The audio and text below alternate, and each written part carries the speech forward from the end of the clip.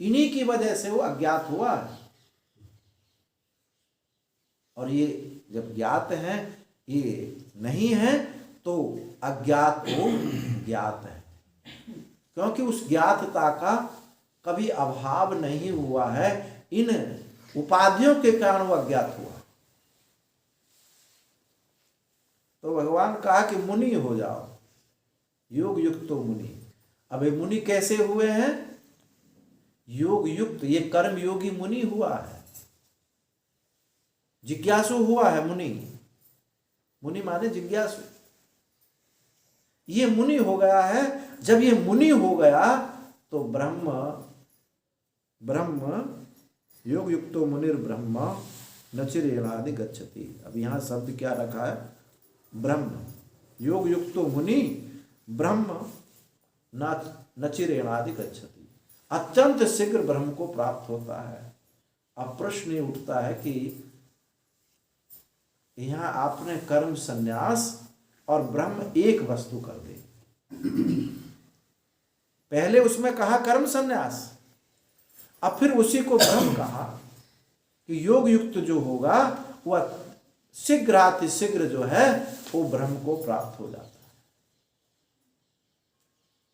कहने का मतलब क्या हुआ? जो कर्म संन्यास है वो मुक्त है, वो ब्रह्म है। आगे भगवान ने कहा है, एक श्रुति है, न्यासम ब्रह्मा ब्रह्मा पर। कहाँ की श्रुति है ये तो पता नहीं, ध्यान नहीं आ रहा है। ये इस श्रुति में कहा कि न्यासम ब्रह्मा और ब्रह्म कहाँ दिख रही, जो सन्यास है वो ब्रह्म है। न्यासा इति ब्रह्मा ब्रह्मा इति पर। भगवान शंकराचार्य ने श्रुति उद्धृत की है नारायण उपनिषद की। न्यासा इति ब्रह्मा, जो न्यास संन्यास है वो ब्रह्म है। ब्रह्म परम उत्कृष्ट है। तो कर्म संन्यास ये क्या हो गया? ब्रह्म है।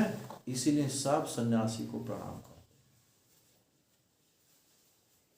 जिस समय सन्यास संस्कार होता है उस समय कह दिया जाता है कि अब तुम प्रणाम करने वाले नहीं हो, तुमको सब करने वाले।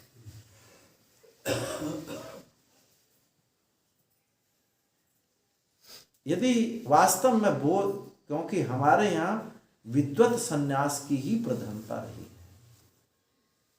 यानी जिसको बोध हो गया है वही सन्यास लेते थे। कर्मग्रस्त आश्रम में ही ज्ञान होता था और उस निष्ठा के लिए सन्यास लेते थे,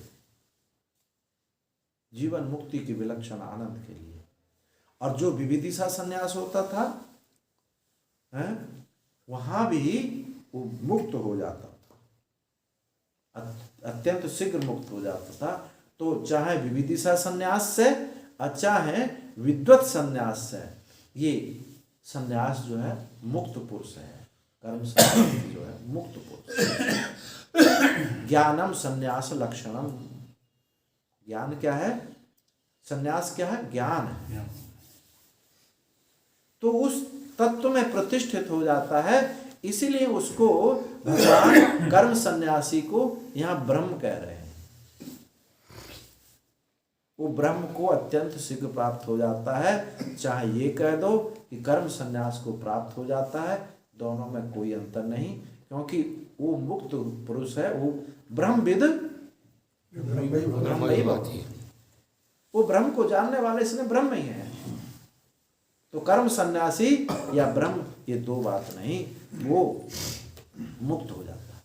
इस प्रकार से भगवान ने यहाँ छुप करके कर्म सन्यास की ही प्रशंसा की कि वो तो मूर्धन्य है, उससे बढ़कर कुछ नहीं है। तुम हताश मत हो कि ऐसा वैराग्य मुझ में नहीं है, तो कोई बात नहीं। सत उपाधि प्रधान चैतन्य को स्वीकार करके उससे युक्त हो जाओ। और वो जब आप उसमें युक्त हो जाएंगे तो आप मुनि हो जाएंगे। और मुनि हो जाएंगे, मनन करने की सामर्थ्य आ जाएगी, जिज्ञासु हो जाएंगे, तो आप अत्यंत शीघ्र उस परम तत्व में प्रतिष्ठित हो जाएंगे और इसमें कोई भी संदेह नहीं होगा। तो यहाँ दोनों पक्षों को इस क्रांतिकारी, इस ऐसे क्रांतिकारी ग्वाला ने ऐसा ढंग से निरूपण किया कि ना तो सन्यासी दुखी हुए और ना ही कर्मयोगी दुखी हुए, और दोनों को उस तत्व का बोध करा दिया। तो अधिकारी भिन्नता से कर्मयोग की बात कही है, और ये बात है कि वैराग्य, उत्कृष्ट वैराग्य कोई बिरला ही होता है। इसलिए भगवान का सोपाधिक रूप को स्वीकार करके हम उसमें लग जाएं और योग युक्त हो जाएं। सारी भगवान को हमने स्वीकार कर लिया, विभाग कर लिया, ये भगवान का विभाग, ये संसार का विभाग, संसार का विभाग त्याज्य है, भगवान का विभाग ग्राह्य है। जब संसार छूट गया तो फिर ये जो भगवत उपाधि है, सोपाधिक ईश्वर है, ये भी कहते हैं कि मैं फिर उसको बुद्धि योग दे देता हूँ। तेषां सततयुक्तानां भजतां प्रीतिपूर्वकं ददामि बुद्धि योगं तं येन मामुपयान्ति ते। सतत युक्त, कैसा सतत युक्त पहले बताते हैं इससे पूर्व श्लोकों में। मच्चित्ता मद्गतः प्राणा बोधयन्तः परस्परं कथयन्तश्च मां नित्यं तुष्यन्ति च रमन्ति च।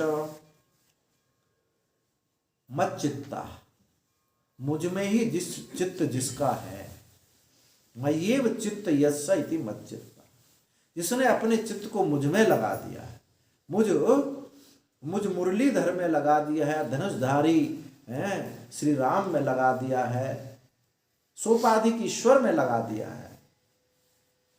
मद्गतः प्राणा, जिसके प्राण मेरे लिए चलते हैं।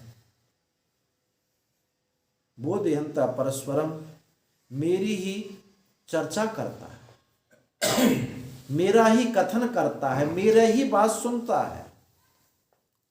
वाणी बोलती है तो भगवत नाम बोलती है, कान सुनते हैं भगवत की, भगवान की महिमा, उनकी महत्ता का श्रवण करते हैं। सोता है तो मेरे लिए सोता है। ऐसे भक्त की सुसुप्ति भी भजन होता है। कैसे? इसलिए सो राम के सुबह ताजगी पूर्वक उठूंगा, आलस्य तंद्रा प्रमाद से रहित होकर के भजन करूंगा। तो जो जिस संकल्प को लेकर के सोया था, उस संकल्प भी, उस संकल्प से सुसुप्ति क्या हो गई? भजन में हो गई। क्योंकि योग दर्शन में एक सूत्र है, आदि प्रत्यय और अंत प्रत्यय दोनों एक होंगे तो मध्य बीच का प्रत्यय भी वही होगा। तो सुसुप्ति भी क्या हो गई? उनका भजन हो गई। ऐसा सतत युक्त, तो भगवान कहते हैं तेषां सतत युक्तानाम, ऐसा जो सतत युक्त मेरा भक्त है, भजताम प्रीति पूर्वकम, प्रीति पूर्वक भजता है, निष्कामता से भजता है, तो कहते हैं ददामि बुद्धि योगम तम येन मामुपयान्ति ते। उसको मैं बुद्धि योग दे देता हूँ, मुनि बना देता हूँ। बुद्धि योग दे देता हूँ माने मुनि बना देता हूँ। अभी जो कहा मुनि बना देता हूँ, और उस ददामि बुद्धि योगतम येन, उस बुद्धि योग से वो मुझको ही प्राप्त हो जाता है, यानी मेरे स्वरूप का बोध हो जाता है। तो ये कर्म योग युक्त होकर के मुनि हुआ, और मुनि से उस परम तत्व का बोध होगा। इसलिए दोनों का फल एक है।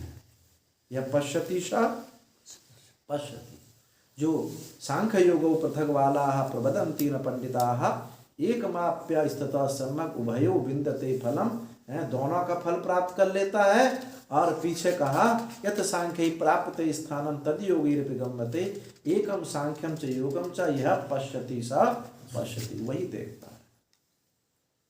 तो इस प्रकार से हमको योग युक्त होकर के, मुनि होकर के भजन करें, मुनि होकर के अपने उस परम तत्व को पा जाते हैं। यहाँ तक ये कर्म योग का निरूपण हुआ। अब कल आगे बताएंगे कि इसका स्वरूप क्या है। ओम पूर्णमदः पूर्णमिदं